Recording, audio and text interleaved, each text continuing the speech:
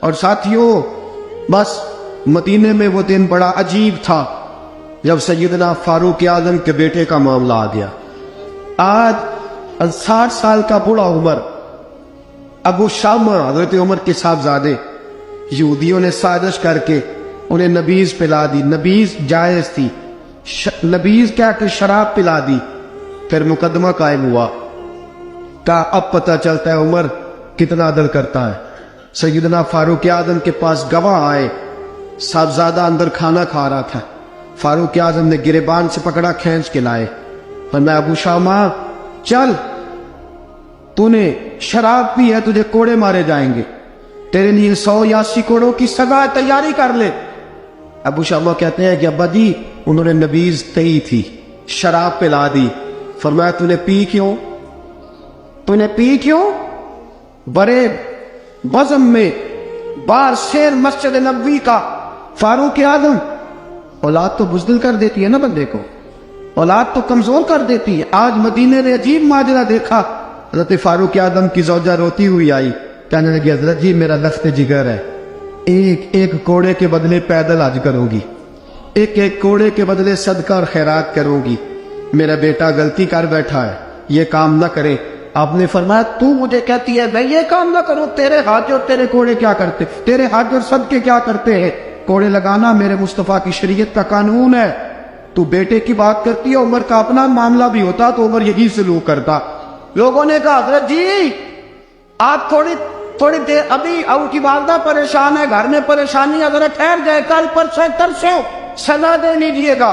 فرمایا تمہیں یاد نہیں جب مدینے کی ایک بی پی نے چوری کر لی تھی اور میرے مصطفیٰ کی بارگاہ میں کہا گیا تھا حضور ذرا ٹھہر جائے، سزا نہ دے، تو حضور نے فرمایا تھا اگر فاطمہ بھی چوری کرتی تو ہاتھ کاٹ دیتا۔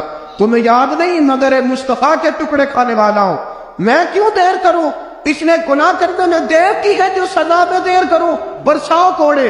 حضرت افلا نامی غلام، حضرت جی آپ کا لخت جگر ہے۔ فرمایا لخت جگر نہ دیکھ، مصطفیٰ کا قانون دیکھ، میرا بیٹا نہ دیکھ، مصطفیٰ کے قانون کا قیام ضروری ہے۔ اگر علی بیٹے کی قربانی دے سکتا ہے، اگر لوگ فاطمہ کے بیٹے کی قربانی یاد رکھیں گے تو تاریخ کبھی بھی عمر کے بیٹے کی قربانی نہیں بھولے گی۔ فرمایا غلطی سے ہو گیا یا جیسے بھی، اسے خیال کرنا چاہیے تھا، کوڑے لگاؤ۔ 80 کوڑے لگے تو بیٹے کی روح پرواز کر گئی۔ جب جوان بیٹا کسی کا، کوثر نیازی نے کہا تھا باپ کا جنازہ اٹھانا بڑا آسان پر بیٹوں کے جنازے اٹھانے بڑے مشکل ہیں۔ جب فاروق اعظم کا بیٹے کا انتقال ہوا، بیٹے نے آنکھیں کھولی، باپ کی طرف دیکھا تو سیدنا فاروق اعظم عدل و انصاف، 2 آنسو آنکھوں میں آئے، کہا بیٹا حضور سے جا کے کہنا کہ عمر نے بیٹا نہیں دیکھا، کہا تیرا قانون دیکھ، جا کے حضور سے میرا پیغام دینا۔ حضرت ابو شامہ رضی اللہ تعالیٰ عنہ وصال کر گئے۔ تاریخ کیسے کیسے منظر ازالت الخلفاء شاہ ولی اللہ کی بطور والا پیش کرو۔ حضرت ابو شامہ کا وصال ہو گیا، 20 کوڑے باقی تھے۔ لوگوں نے حضرت جی آپ کیا کرنا ہے؟ فرمایا اس کا جنازہ پڑھو، اسے قبر میں دفن کرو، باقی 20 کوڑے اس کی قبر پہ مارو، اس کی قبر پہ 20 کوڑے مارو۔ کا حضرت جی ایسا بھی ہوتا ہے؟ فرمایا اس لیے ایسا ہوتا ہے کہ یہ میرے مصطفیٰ کا قانون ہے، میری اولاد کا معاملہ ہے تو میں دارگزر کروں۔ فرمایا مارو کوڑے۔ حضرت سیدنا حذیفہ بن یمان فرماتے فاروق اعظم بیٹے کی قبر پہ کھڑے تھے، داڑھی آنسوؤں سے بھری ہوئی تھی۔ میں دوڑا ہوا آیا، میں نے کہا عمر نہ رو، آج خواب رات تیرے بیٹے کا جنازہ تھا، جنازہ پڑھ کے سویا ہوں تو خواب میں مجھے رسول پاک کی زیارت نصیب ہوئی ہے۔ نبی پاک خواب میں تھے تو 2 سبز غلے تیرے بیٹے کو پہنا رکھے تھے اور رسول پاک کی بغل میں کھڑا تھا۔ حضور نے فرمایا عمر کو جا کے کہنا کہ تو نے بیٹا پاک کر کے بھیجا تھا، اللہ نے جنت کے سارے دروازے کھول دیے ہیں۔ اللہ نے عمر کو میرا سلام کہنا اور اسے کہنا عمر تیرا حدود اللہ قائم کرنا خدا کو بھی پسند ہے، مصطفیٰ کو بھی پسند۔ ساتھیو عمر انتقال کر گئے، 26 ذی الحجہ کو زخم لگا، یکم محرم کا دن، آج کا دن حضرت فاروق اعظم کو یاد رکھنا، لوگوں کو بتانا، دن بار عمر کی باتیں کرنا، خراج تحسین پیش کرنا۔ حضرت فاروق اعظم کو زخم لگا، آپ نے فرمایا اپنے بیٹے سے بیٹا جا حضرت عائشہ کے پاس، गुंबद खजरा में 3 लोगों के दफन होने की जगह है। एक में अबू बकर दफन हो चुके, एक में रसूल पाक का मज़ार कुर्सी बन चुका, एक जगह खाली है।